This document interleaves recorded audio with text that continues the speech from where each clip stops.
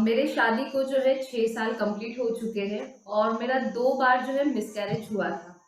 तो मेरे previous history होने की वजह से जब मैंने प्रेगनेंसी कंसीव की थी, तो मुझे डॉक्टर ने जो है बेड रेस्ट कहा था। तो क्लासेस मतलब स्टार्ट हुए थे प्रेगनेंसी के और कुछ क्लासेस भी थे जीएससी की तरफ से जो प्लानिंग के लिए थे।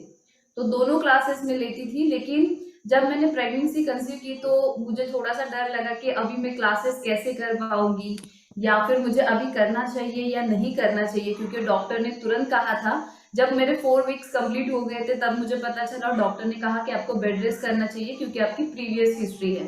तो प्रीवियस हिस्ट्री होने के वजह से मुझे थोड़ा बहुत डर था, लेकिन ऐसा भी कहीं न कहीं लग रहा था कि इतने महीने हो गए इनके साथ मेरा कनेक्शन इतना अच्छे से हो चुका है, अगर मैं तुरंत बंद कर दूँगी तो पता नहीं मॉम्स को किस तरह की टीचर मिलेगी या फिर ये किस तरह से कर पाएँगे, क्योंकि इतना लगाव था, इतना ये था आपस में कि मुझे बिल्कुल भी ऐसे मन नहीं कर रहा था कि ना मैं इनकी क्लास नहीं करूँ।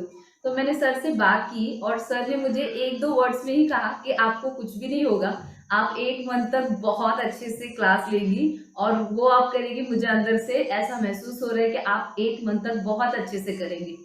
और मैं बताना चाहती हूँ आप सभी को कि मैंने 8 मंथ तक, अभी मेरा 33 वीक स्टार्ट है और मैं 8 मंथ तक बहुत अच्छे से मैंने किया। इसका मुझे बहुत अंदर से प्राउड फील हो रहा है कि सर की वो बातों पर मैंने विश्वास किया और मुझे डॉक्टर ने बेड रेस्ट और 5th मंथ तक डॉक्टर मुझे हर समय विजिट के टाइम पूछती थी, "आप बेड रेस्ट कर रहे हैं ना?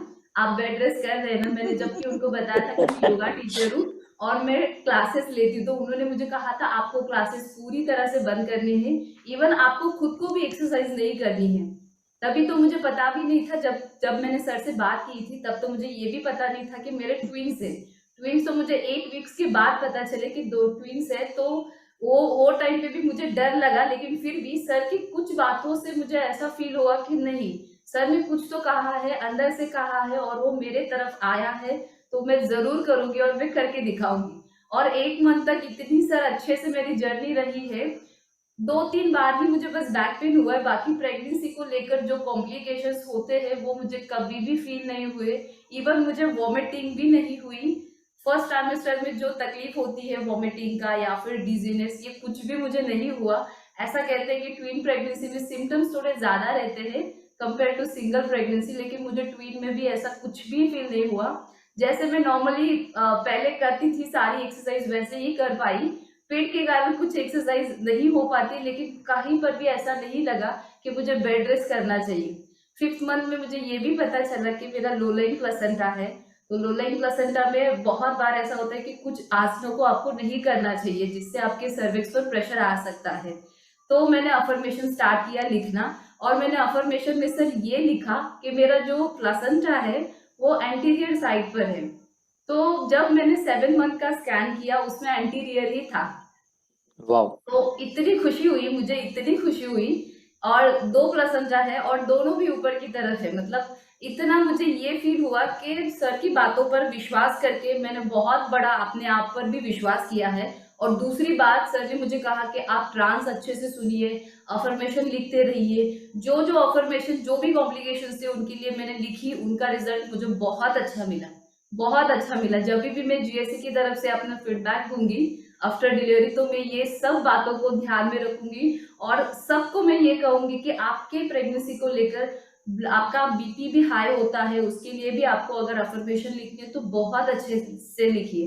क्योंकि एक इंसान को खुश बाद में होना है, लेकिन वो जब दुखी है तभी वो खुश रहने की कोशिश करेगा या फिर लिखना स्टार्ट कर देगा कि मैं खुश हूँ, मेरे जीवन में सभी तरफ से खुशियाँ आ रही है, तो वो आदमी आगे जाके सच में खुश ही रहेगा। उसके उसके आजू-बाजू भी दुःख नहीं रहेगा।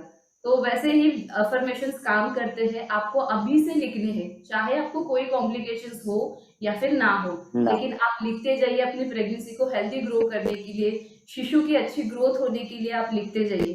तो सर मेरा ये एक्सपीरियंस बहुत अच्छा रहा और मैं ऐसा सोच रही थी कि सच में आपकी बातों पर मैंने विश्वास करके बहुत बड़ा मैंने मतलब अंदर ही अंदर अपने आप पर विश्वास किया है।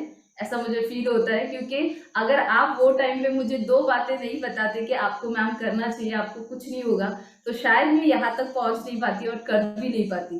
शायद मैं थोड़ा-सा और मतलब रिलैक्स, जैसे जो बाकी की महिलाएँ होती है उस तरह से रिलैक्स बैठकर कुछ ना कुछ थोड़े बहुत बुक्स वगैरह पढ़ लेती, लेकिन मुझे नहीं लगता कि उससे पूरा गर्भ संस्कार हो जाता, जो कि अब हो रहा है। तो आपका मैडम, सर मैडम, बहुत-बहुत धन्यवाद। मुझे मुझे तो यहाँ एक ही बात अंदर से वाइब्रेशन आ रही है कि 2 भारत रत्न हमारे पास में आ रहे हैं। जी दो सर, भारत रत्न का फीलिंग मुझे आ रहा है अभी। जी सच्ची सर, में थैंक बता यू। रहा हूँ, क्या आप इतना एक्टिव है इस जर्नी में, तो सोचिए बेबीज कितने एक्टिव रहेंगे। आपका जो हौसला, आपका कॉन्फिडेंस, आपकी एनर्जी, जी इट्स सर। बहुत, इट्स मीन्स अ लॉट। ये काफ़ी बहुत बार मायने सर रखता ऐसे है। होता था कि सुबह की जो क्लास है उसके लिए मैं बिल्कुल भी मतलब ये नहीं हो पाती थी। लेकिन मैं आपको बताना चाहती हूँ सर, मुझे तो नहीं पता था प्रेग्नेंट थी तब, लेकिन फर्स्ट मंथ से लेकर अभी 8 मंथ तक एक भी दिन में लेट नहीं उठी हूँ।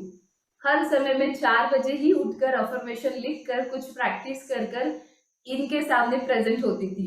तो ये एक बात मतलब अच्छी लगी कि मैंने कहीं पर भी अपने आप को ये नहीं किया कि नहीं आज थोड़ा ज़्यादा सोना चाहिए या फिर आज थोड़ा-सा ये नहीं करना चाहिए, वो नहीं करना चाहिए। सारी एक्टिविटी जो है मैं पहले से करते आ रही हूँ और जो मेरा पहले का शेड्यूल था उसी को मैं फ़ॉलो करते आ रही हूँ। ऐसा बिल्कुल भी कहीं पर नहीं लगा कि प्रेगनेंसी के कारण मुझे ये सारी चीज़ें नहीं करनी चाहिए।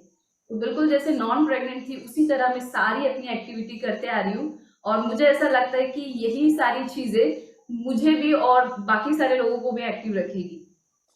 Absolutely, really great, really great, really great. Thank you very much and it's really proud journey.